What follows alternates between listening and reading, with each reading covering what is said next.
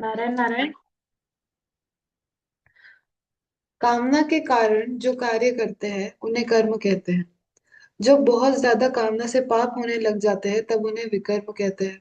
और जब कोई कामना ना रहे तब सारे कार्य सबके हित की दृष्टि से होते हैं तब उन्हें अकर्म कहते हैं। कर्मों में कुशलता ही योग है ऐसा नहीं है। कर्मों में योग ही कुशलता है। सफल होने में असफल होने में जो समान भाव रखता है, सम रहता है, वो क्षमता में स्थित हो सकता है। सम कौन है? जो दूसरों के हित की दृष्टि से कार्य करे और बदले में कुछ ना चाहे। योगी पुरुष ना तो कर्म की सिद्धि और असिद्धि में राजी नाराज होता है और ना फल की सिद्धि और असिद्धि में राजी नाराज होता है, क्योंकि वो जानता है कि सिद्धि असिद्धि हमारे हाथ में नहीं है। कर्म करना हमारे हाथ में है और फल देने का अधिकार भगवान के पास है। तो जो चीज तुम्हारे हाथ में नहीं है, तो उसके लिए सुखी दुखी क्यों होना। जैसे यदि रास्ते में हमें कोई व्यक्ति मिले जिसके बहुत तेज लगी हुई है, तो हमें उस पे दया आ गई तो हमने उसे अस्पताल पहुंचा दिया और अपने पैसों से दवा दे दी। और कुछ दिनों बाद हमें पता चलता है कि वो मर गया। तो हमें इतना दुख नहीं होता, क्योंकि हमने किसी स्वार्थ से उसकी सेवा नहीं की थी। हमें उसके फल की इच्छा नहीं थी। सम कौन रह सकता है जिसका अपना कोई स्वार्थ नहीं है। ये सेवा घर से ही शुरू करो। जैसे यदि माता पिता बच्चों से इच्छा रखें कि ये बड़ा होकर हमारी सेवा करेंगे, तो उन्हें उनके पालन पोषण का पुण्य नहीं मिलेगा, क्योंकि हमने सेवा की दृष्टि से नहीं, स्वार्थ की दृष्टि से उनका पालन पोषण करा है। फिर यदि हमारा स्वार्थ सिद्ध नहीं होता, तब हम दुखी होते हैं। जो भी कार्य करो कर्तव्य की दृष्टि से करो, जो उचित है वो करो, और बदले में कोई चाहना मत रखो, तभी क्षमता में स्थित होगे। भगवान अर्जुन से कहते हैं कि तुम युद्ध करो, पर जय पराजय, मान अपमान, निंदा स्तुति, इन सब में अपने आप को समान रखो। ये कब होगा? जब वो स्वार्थ की दृष्टि से युद्ध नहीं करेगा। योग अर्थात क्षमता ही कर्मों में कुशलता है। जो शास्त्रों में करने योग्य कार्य बताए हैं, यानी जो शास्त्र संबद्ध कार्य है, उन्हें विहित कर्म कहते हैं। इनमें से भी आपके वर्ण या परिस्थिति के अनुसार जो कार्य है उन्हें निहित कर्म कहते हैं। जैसे डॉक्टर है तो उसकी परिस्थिति ऐसी है कि सबके कष्ट दूर करना, उपचार करना, तो ये उसका विहित कर्म भी है और निहित कर्म भी है। निहित कर्म और विहित कर्म दोनों बिना किसी कामना के करो, सबके हित की दृष्टि से करो, क्योंकि स्वार्थ से करे कार्य वो बंधन कारक होते हैं। केवल दूसरों के हित की दृष्टि से जो कार्य करता है वही योगी है। नारायण नारायण नारायण नारायण। नारायण नारायण। राम राम जी सा। आज 18वां श्लोक है चौथे अध्याय का। हाँ, मैं 18वां श्लोक पढ़ता हूँ। आप लोग अपनी गीता जी में श्लोक पर ध्यान दीजिए और फिर आप में से कुछ लोगों को मौका मिल सकता है। चौथे अध्याय का 18वां श्लोक। कर्मण्य कर्म यः पाशे कर्मणि च कर्म यः स बुद्धिमान् मनुष्येषु स युक्तः कृत्स्न कर्म कृत्। कर्मण्य कर्म यः पश्ये कर्मणि च कर्म यः स बुद्धिमान् मनुष्येषु स युक्तः कृत्स्न कर्म कृत्। जो मनुष्य कर्म में अकर्म देखता है और जो अकर्म में कर्म देखता है, वह मनुष्य बुद्धिमान है, वह योगी है और संपूर्ण कर्मों को करने वाला है, अर्थात कृतकृत्य है। इसका इसका भाव है कर्म करते हुए निर्लिप्त रहना, अर्थात कर्तृत्व अभिमान और फलेच्छा न रखना। ये कर्म में अकर्म है। निर्लिप्त रहते हुए अर्थात कर्तृत्व अभिमान और फलेच्छा का त्याग करके कर्म करना अकर्म में कर्म है।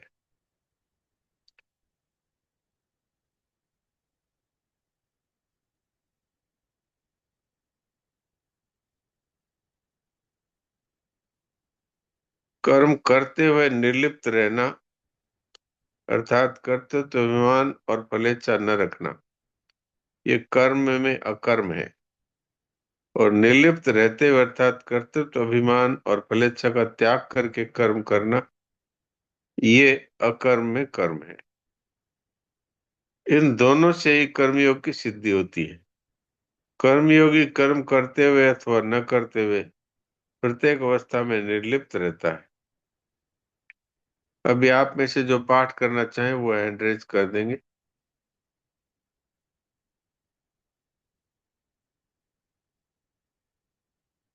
प्रीति। नारायण नारायण जी सा प्रणाम कर रहे हैं। नारायण नारायण। कर्मण्यकर्म यः पश्येत कर्मणि च कर्म यः स बुद्धिमान् मनुष्येषु स युक्तः कृतस्न कर्म कृत। नारायण नारायण। ये कृतस्न नहीं है, ये है संयुक्त कृत्स्न। ये तय स, ये दोनों ही कृत्स्न आधे हैं। कृत्स्न जी कर्म कृत। ठीक है। जी। अच्छा जी। सविता अरोड़ा। प्रणाम डॉक्टर साहब। प्रणाम। कर्मण्यकर्म यः पश्येत् कर्मणि च कर्म यः स बुद्धिमान् मनुष्येषु स युक्तः कृत्स्न कर्म कृत्। ठीक है। सुलोचना। प्रणाम महाराज। प्रणाम। कर्मण्ये कर्म ये पश्ये कर्मणि च कर्म यः स बुद्धिमान् मनुष्येषु स युक्त कृष्ण कर्म कृत्। ठीक। आज रविवार है, इसलिए हम लोग भक्त चरित्र पढ़ेंगे। तो अभी बोलेंगे ये जयेश भाई, भक्त चरितांक में से चैतन्य महाप्रभु का चरित्र सुनाएंगे। नारायण नारायण। नारायण। श्री श्री चैतन्य महाप्रभु। श्री चैतन्य महाप्रभु का प्राकट्य शक संवत 1407 की फाल्गुन शुक्ला पूनम पूर्णिमा को दिन के समय सिंह लग्न में पश्चिमी बंगाल के नवद्वीप नामक ग्राम में हुआ था। इनके पिता का नाम जगन्नाथ मिश्र और माता का नाम सची देवी था। ये भगवान श्री कृष्ण के अनन्य भक्त थे। इन्हें लोग श्री राधा का अवतार मानते हैं।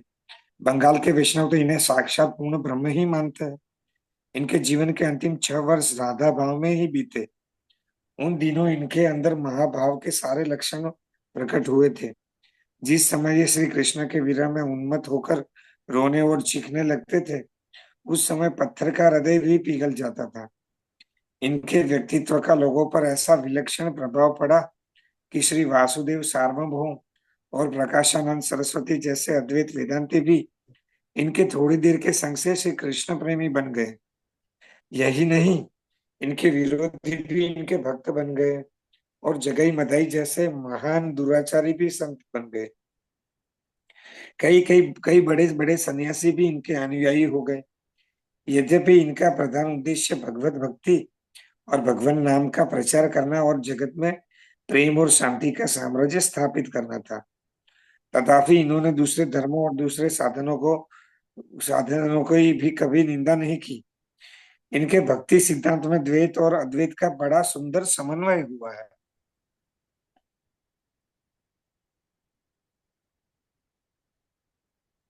इन्होंने कलिमल ग्रसित जीवों के उद्धार के लिए भगवान नाम के जप और कीर्तन को ही मुख्य और सरल उपाय माना है। इनकी दक्षिण यात्रा में गोदावरी के तट पर इनके शिष्य राय रामानंद के साथ बड़ा विलक्षण संवाद हुआ, जिसमें इन्होंने राधा भाव को सबसे ऊंचा भाव बतलाया। इन्होंने अपने शिक्षाष्टक में अपने उपदेशों का सार भर दिया है।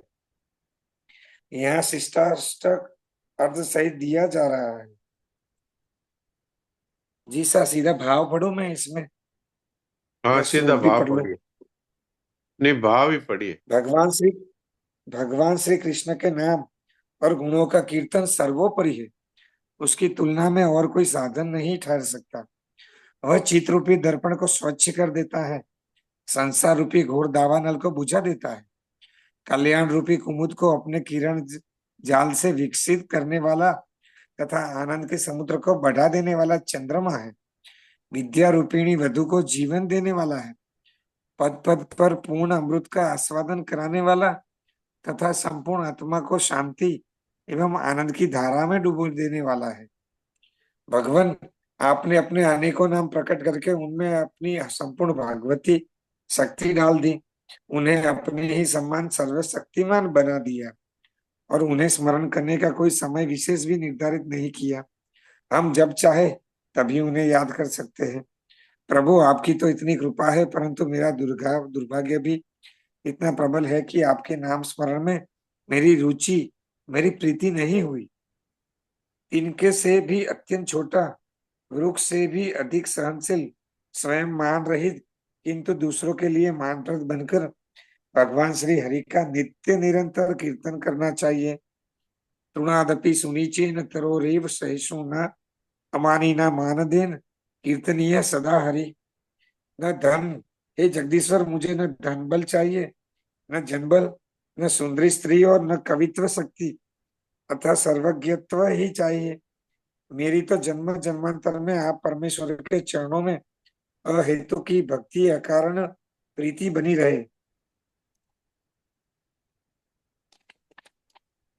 अहो नंद नंदन, घोर संसार सागर में पड़े हुए मुझ सेवक को कृपा पूर्वक अपने चरण कमलों में लगे हुए एक रजकण के तुल्य समझ लो। प्रभु, वह दिन कब होगा जब तुम्हारा नाम लेने पर मेरे नेत्र निरंतर बहते हुए आंसुओं की धारा से सदा भीगे रहेंगे। मेरा कंठ गदगद हो जाने के कारण मेरे मुख से रुक रुक कर वाणी निकलेगी तथा मेरा शरीर रोमांच से व्याप्त हो जाएगा। अहो श्री गोविंद के विरह में मेरा एक एक पल युग के समान बीत रहा है। नेत्रों में पावस ऋतु छा गई है, सारा संसार सूना हो गया है। वह लंपट चाहे मुझे गले से लगाए अथवा पैरों से लिपटी हुई मुझको चरणों के तले दबाकर पीस डाले अथवा मेरी आंखों से ओझल रहकर मुझे मर्माहत करे, वह जो कुछ भी करे, मेरा प्राणनाथ तो वही है, दूसरा कोई नहीं। श्री चैतन्य भगवान नाम के बड़े ही रसिक, अनुभवी और प्रेमी थे। इन्होंने बतलाया है, हरे कृष्ण कृष्ण कृष्ण हरे हरे, हरे राम राम राम हरे हरे। यह महामंत्र सबसे अधिक लाभकारी और भगवत प्रेम को बढ़ाने वाला है। भगवान नाम का बिना श्रद्धा के उच्चारण करने से भी मनुष्य संसार के दुखों से छूटकर भगवान के परम धाम का अधिकारी बन जाता है। श्री चैतन्य महाप्रभु ने हमें यह बताया है कि भक्तों को भगवान नाम के उच्चारण के साथ देवी संपत्ति का भी अर्जन करना चाहिए। देवी संपत्ति के प्रधान लक्षण उन्होंने बताए हैं, दया, अहिंसा, मत्सर शून्यता, सत्य, समता, उदारता, मृदुता, शौच, अनासक्ति, परोपकार, समता, निष्कामता, चित्त की स्थिरता, इंद्रिय दमन, युक्ताहार विहार, गंभीरता, पर दुख कातरता, मैत्री, तेज, धैर्य इत्यादि। श्री चैतन्य महाप्रभु आचरण की पवित्रता पर बहुत जोर देते थे। उन्होंने अपने सन्यासी शिष्यों के लिए यह नियम बना दिया था कि कोई स्त्री से बात तक न करे। एक बार इनके शिष्य छोटे हरिदास ने माधवी नाम की एक वृद्धा स्त्री से बात कर ली थी, जो स्वयं महाप्रभु की भक्त थी। केवल इस अपराध के लिए उन्होंने हरिदास का सदा के लिए परित्याग कर दिया, यद्यपि उनका चरित्र सर्वथा निर्दोष था। श्री चैतन्य महाप्रभु 24 वर्ष की अवस्था तक गृहस्थाश्रम में रहे। इनका नाम निमाई पंडित था। ये न्याय के बड़े पंडित थे। इन्होंने न्याय शास्त्र पर एक अपूर्व ग्रंथ लिखा था, जिसे देखकर इनके एक मित्र को बड़ी ईर्ष्या हुई, क्योंकि उन्हें यह भय हुआ कि इनके ग्रंथ के प्रकाश में आने पर उनके ग्रंथ का आदर कम हो जाएगा। इस पर श्री चैतन्य ने अपने ग्रंथ को गंगा जी में बहा दिया। कैसा अपूर्व त्याग है। पहली पत्नी लक्ष्मी देवी का देहांत वो जाने के बाद इन्होंने दूसरा विवाह श्री विष्णु प्रिया जी के साथ किया था, परंतु कहते हैं इनका अपनी पत्नी के प्रति सदा पवित्र भाव रहा है। 24 वर्ष की अवस्था में इन्होंने केशव भारती नामक सन्यासी महात्मा से सन्यास की दीक्षा ग्रहण की। इन्होंने सन्यास इसलिए नहीं लिया कि भगवत प्राप्ति के लिए सन्यास लेना अनिवार्य है। इनका उद्देश्य काशी आदि तीर्थ के सन्यासियों को भक्ति मार्ग में लगाना था। बिना पूर्ण वैराग्य हुए ये किसी को सन्यास की दीक्षा नहीं देते थे। इसलिए इन्होंने पहली बार अपने शिष्य रघुनाथ दास को सन्यास लेने से मना किया था। इनके जीवन में अनेकों अलौकिक घटनाएं हुई जो किसी मनुष्य के लिए संभव नहीं और जिनमें इनका ईश्वरत्व प्रकट होता है। इन्होंने एक बार श्री अद्वैत प्रभु को विश्व रूप का दर्शन कराया था तथा नित्यानंद प्रभु को एक बार शंख चक्र गदा पद्म सारंग धनुष तथा मुरली लिए हुए षडभुज नारायण के रूप में, दूसरी बार दो हाथ में मुरली और दो हाथों में शंख चक्र लिए हुए चतुर्भुज रूप में और तीसरी बार द्विभुज श्री कृष्ण के रूप में दर्शन दिया था। इनकी माता सची देवी ने इनके अभिन्न हृदय श्री नित्यानंद प्रभु और इनके बलराम और श्री कृष्ण के रूप में देखा था।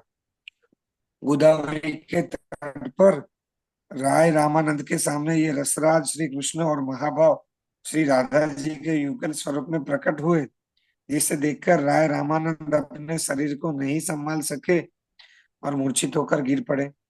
अपने जीवन के शेष भाग में जब ये नीलाचल में रहते थे, एक बार ये बंद कमरे में से बाहर निकल आए थे।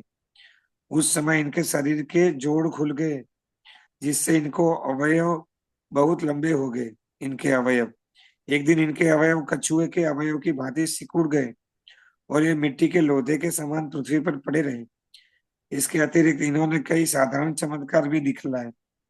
उदाहरणतः श्री चैतन्य चरित्रामृत में लिखा है कि इन्होंने कई कोटियों और अन्य असाध्य रोगों से पीड़ित रोगियों को रोगमुक्त कर दिया।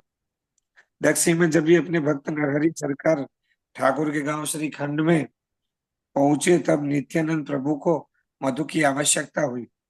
उन्होंने इस समय एक सरोवर के जल को शहद के रूप में पलट दिया, जिससे आज तक वह तालाब मधु पुष्करणी के नाम से विख्यात है। इनके उपदेशों को और चरित्रों का प्रभाव आज भी लोगों पर खूब है।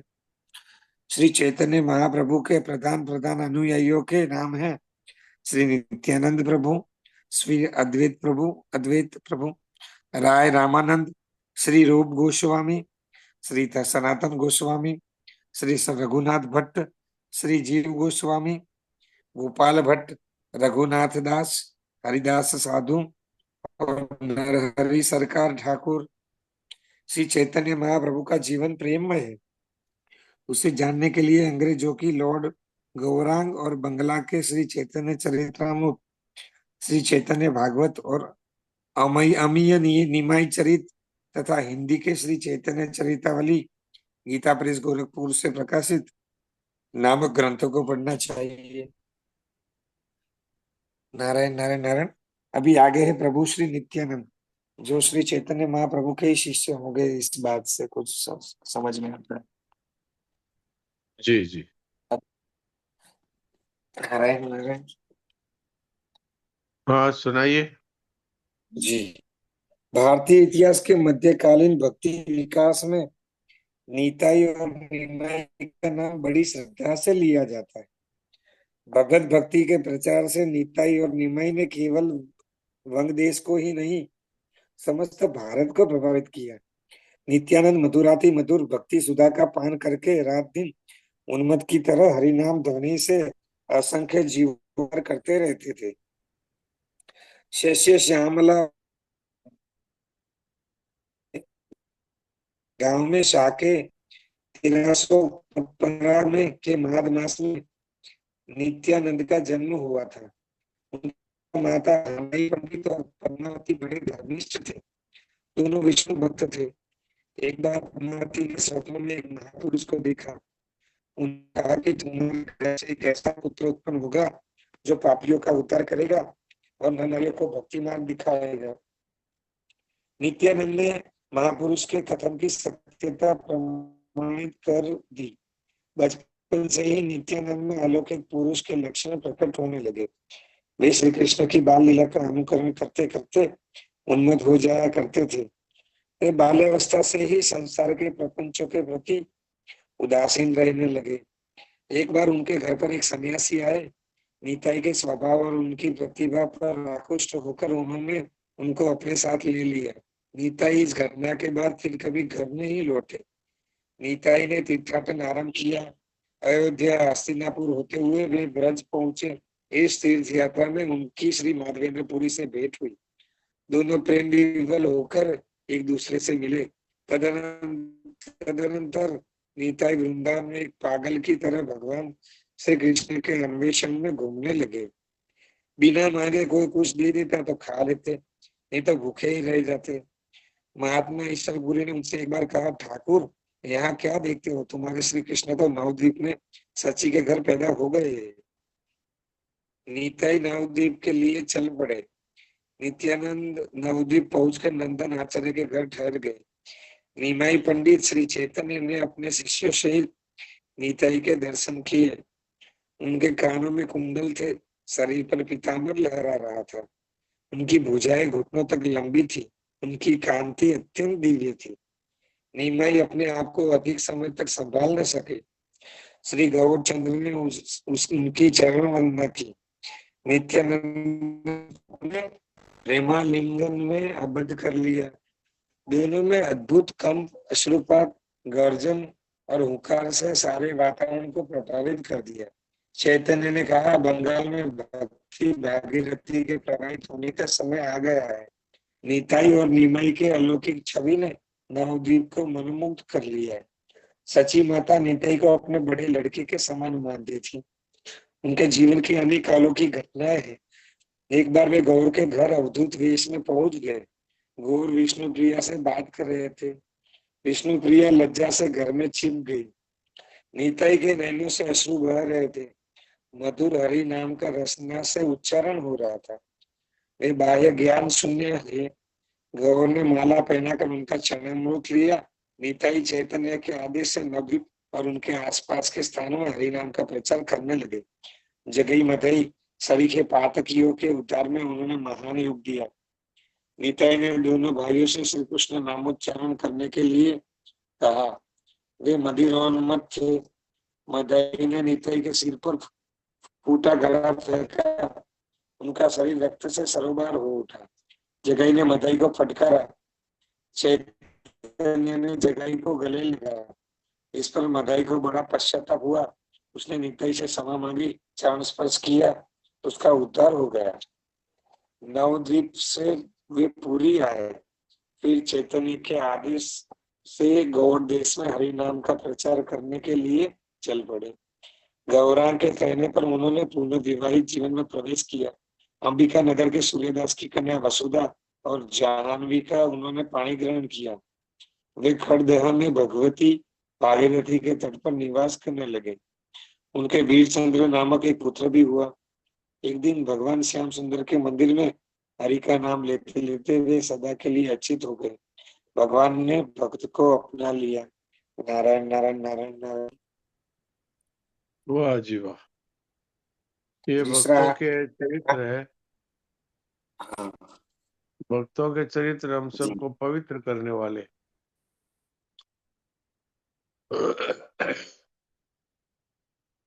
चैतन्य महाप्रभु तो पश्चिमी बंगाल में नवद्वीप, वहां पर एक रामचंद्रपुर गांव है, वहां पर इनका अच्छा एक विशाल मंदिर भी है। वहाँ ठाकुर जी की पूजा होती है। और इनके जीवन के बहुत सारे चरित्र हैं जो पुस्तकों में मिलते हैं। इसमें बहुत सारे जो भक्त चरितांक में बहुत सारे जो मुनि है, ऋषि है, उनके चरित्र है। तो मेरे मन में आई कि अपने कलयुग के भक्तों का चरित्र पढ़े तो हम लोगों को ज्यादा उसका असर होगा। तो इसलिए आज इसमें चैतन्य महाप्रभु का चरित्र पढ़ा। अब मेरा ऐसा मन है कि भक्तमाल है, अपने गीता प्रेस से ही प्रकाशित है, उसमें कलयुग के भक्तों के बहुत सारे चरित्र हैं, तो उसको भक्तमाल को पढ़ा जाए, तब क्या होगा कि हम लोग उससे ज्यादा अपने आप को रिलेट कर पाएंगे। तो मैंने कहा है जयेश भाई से, अगले संडे से भक्तमाल के चरित्र पढ़ा करेंगे।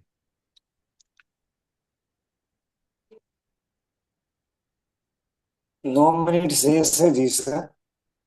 है जी। आगे गोस्वामी से 9 मिनट अभी शेष है। आगे गोस्वामी श्री हित हरिवंश चंद्र जी का इसमें चरित्र है। हाँ हाँ हाँ हाँ, तो आप पढ़ना चाहें तो भले ही पढ़े। कितने पेज का है देख लीजिए। अभी अपने शायद 6-7 मिनट बचे हैं। आपने कितने पर शुरू किया था ये ग्रुप? कितने पे ये शुरू शुरू किया? किया था 8 बजे। 8 बजे शुरू किया था ना, तो लगभग 7-8 मिनट है।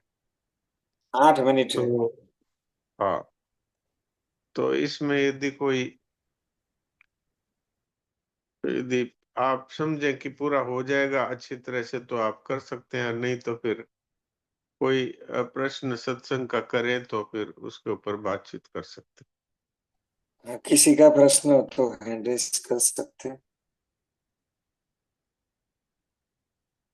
सोहन जी को अनम्यूट का ऑप्शन दिए। हैं।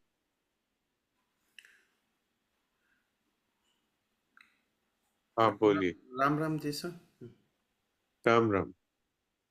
जी सर, मैंने सुना है पराये दोष नहीं देखने चाहिए और हाँ जी अपने गुण नहीं देखने चाहिए। तो पराये जी। तो दोष नहीं देखने चाहिए, ये तो सही है। अपने गुण नहीं देखने चाहिए, ये इस बारे में थोड़ा बताएंगे कि हाँ, अपने इसका गुण तात्पर्य ये है कि वास्तव में जितने भी गुण अपने में दिखाई देते हैं, वो देखने से मनुष्य को अभिमान हो जाता है कि मैं सदाचारी हूँ, मैं साधन करने वाला हूँ, मैं पाठ पूजा करने वाला हूँ। इस तरह से जो अपने गुणों में जो अधिक रमण करते हैं, उनको अभिमान हो जाता है। वास्तव में जितने भी दैवी गुण हैं, वो सब दैव अर्थात परमात्मा के हैं। हमारे अंदर जो अच्छाई दिखती है, वो सब भगवान की है। भगवान ने गीता जी में ये साफ बात कही है, यद्यद् विभूतिमत्सत्त्वं श्रीमदूर्जितमेव वा तत्तदेवावगच्छत्तम मम तेजोंश संभवम। गीता के विभूति योग 10वें अध्याय में ये बात कही है भगवान ने। जहां जहां पर भी है अर्जुन, तुमको विशेषता दिखाई दे, गुणवत्ता, महत्ता, अथवा जहां जहां पर अच्छे गुण दिखाई दे, वो मेरे ही अंश का एक भाग है, अर्थात वो सब मेरे से ही होते हैं। और इसलिए संतों ने कहा है कि अपने दोषों को देखना चाहिए, जिससे कि उनको हम अपने में से निकालने का विचार रखें और निकालने के लिए कोशिश करें, और नहीं समझ में आए तो उच्च कोटि के साधकों से अथवा संतों से पूछ करके उनको दूर करें। अपने अपने गुण वास्तव में अपने है ही नहीं, वो भगवान के ही देवी गुण है, भगवान के गुण है वो। और कोई दोष दिखाई दे तो उसको ये समझना चाहिए कि ये दोष आगंतुक है, आया है, लेकिन ये मुझ में मैं तो परमात्मा का चेतन अंश हूं, तो ये मुझ में रह नहीं सकता, ये तो आने जाने वाला है। जैसे हमें गुस्सा आया तो थोड़ी देर के लिए गुस्सा आता है, फिर समाप्त हो जाता है। ऐसे ही मनुष्य में किसी प्रकार की इच्छा जागृत होती है तो वो पूर्ति हो जाती है तो ठीक है, नहीं पूर्ति होती है तो वो अपने आप ही मिट जाती है। तो आगमा पाइनो अनित्या, तो मन में किसी तरह की पाप वासना उठ जाए तो साधक को चाहिए कि वो भगवान को पुकारे और ये समझे कि ये तो आने जाने वाली है। ये अगर आई है तो ये निकलने के लिए आई है, ये समाप्त होने के लिए आई है। और भगवान से पुकार करे कि प्रभु आप हमको बचाइए। और वास्तव में कोई भी पाप वासना आती है तो वो कामना के कारण आती है। अपने मन में कोई ना कोई संसार के प्रति इच्छा है तो उस इच्छा को मिटा देना चाहिए। वास्तव में सच्ची बात यह है कि किसी प्रकार की कामना है वो मनुष्य को पाप में ढकेलती है, लेकिन कामना पूरी हो जाए ये हाथ में है नहीं। तो इसलिए मनुष्य को कामनाओं का सर्वथा त्याग कर देना चाहिए, किसी प्रकार की इच्छा न रखे। तो मनुष्य अगर संपूर्ण कामनाओं से रहित हो जाता है तो उसमें ममता के त्याग की और अहंता के त्याग की सामर्थ्य आ जाती है। और कामना से रहित होना कठिन नहीं है। अगर मनुष्य पक्का निश्चय कर ले कि भाई हमारे चाहने से हमको कुछ मिलने वाला है नहीं, वो तो प्रभु के विधान से मिलता है। प्रभु जिसमें हमारा कल्याण समझते हैं वो हमारी इच्छा पूरी हो जाती है, जिसमें हमारा अकल्याण समझते हैं वो इच्छा पूरी नहीं होती। तो पूरी नहीं हो तो भी अच्छी बात है, पूरी हो तो भी अच्छी बात है। अपने तो अपनी तरफ से कोई इच्छा रखनी नहीं। श्रद्धेय सेठ जी कहते थे कि हमने अपनी इच्छाओं को भगवान की इच्छा में मिला दिया। तो जितने भी अपने अंदर दोष दिखाई दे उनको निकाल दे और जो गुण दिखाई दे उनको भगवान के गुण समझे, तो फिर मनुष्य में अभिमान नहीं होगा। अब 2 मिनट करीब बचे हैं तो थोड़ी देर के लिए हम लोग और चिंतन रहित क्रिया रहित होकर मूक सत्संग करें। यदि कोई चिंतन आ जाए तो वो मन में है, बुद्धि में है, वो हमारे तक नहीं पहुंच सकता। और आने वाला जो है वो जाने वाला होता है, इसलिए वो असत है। और भगवान गीता में कहते हैं असत का भाव नहीं होता, अर्थात सत्ता नहीं होती, उसका अभाव ही होता है।